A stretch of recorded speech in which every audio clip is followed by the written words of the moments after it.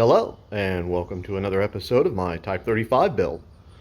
In a classic example of measure 5 times and cut once, the body's been loosely mounted to the steel frame to double check panel location and see if there are any fitment issues. And guess what? There are!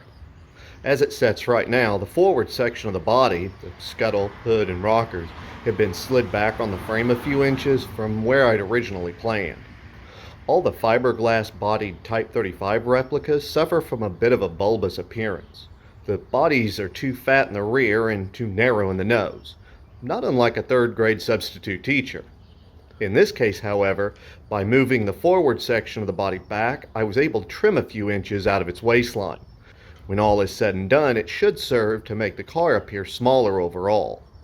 From this angle, with the level about where the front axle will be, one would assume there's too much frame stick out, but just wait until it's done. I'm still working out how I want to deal with the original steering shaft pass-through in the hood. Fiberglass, aluminum, maybe a divot for access to something? So many ideas. Moving rearward and into some of the fitment issues, the gap between the hood and the scuttle is the first one. With no firewall supporting the body on the driver's side, it was able to relax over time, and when straightened back up with just tape and clamps, you can see how much the body flexed. The hood is out about a half an inch and the body bows inward at the scuttle. Thankfully, the fiberglass is pliable enough that the bow will straighten out when the body is attached to the new firewall. On the inside, looking down through the cockpit into the engine compartment, you can see the body has been loosely propped into shape just behind the hood panels. With it resting on its own, the scuttle leans to the passenger side about 1.5 inches out of plumb, wedging the scuttle against the rocker just under the dashboard. Using highly sophisticated alignment fixtures, stands it up straight and really serves to illustrate not only how fiberglass can move when left end supported for long periods of time, but how, in some instances, it can be quite forgiving to being manipulated back into shape. Moving into the actual passenger's compartment, you can see how nicely the scuttle follows the frame as it curves back. And this is just with it being held on by a single clamp. Inside the boat tail, you can see how it continues smoothly to the rear cross member, which is looking pretty fancy all on its own.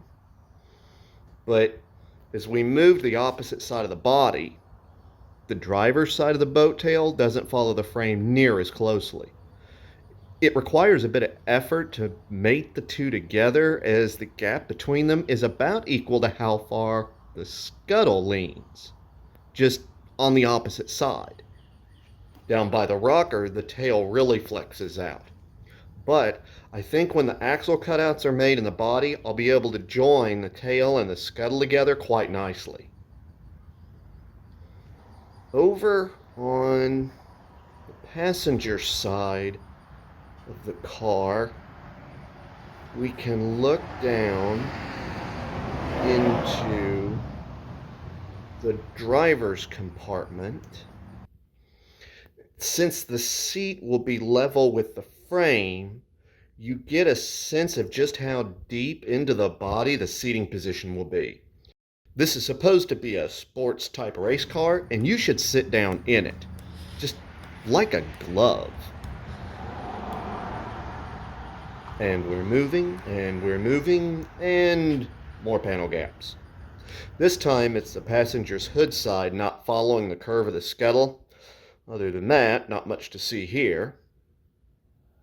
But as we get back to the nose, we've got a bit of an issue. And it's this scabby little guy right here. This cut line was originally made in the hood to open into a storage compartment.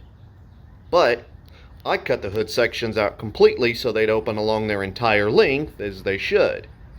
Thus, this rather amusing little piece, which will have to be glassed back together with the rest of the passenger's hood side. And that brings us full circle.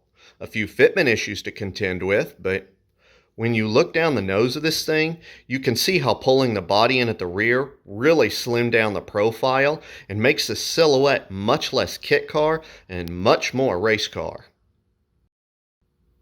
Am I the only one who wants to sit in it and make engine noises? Vroom, vroom.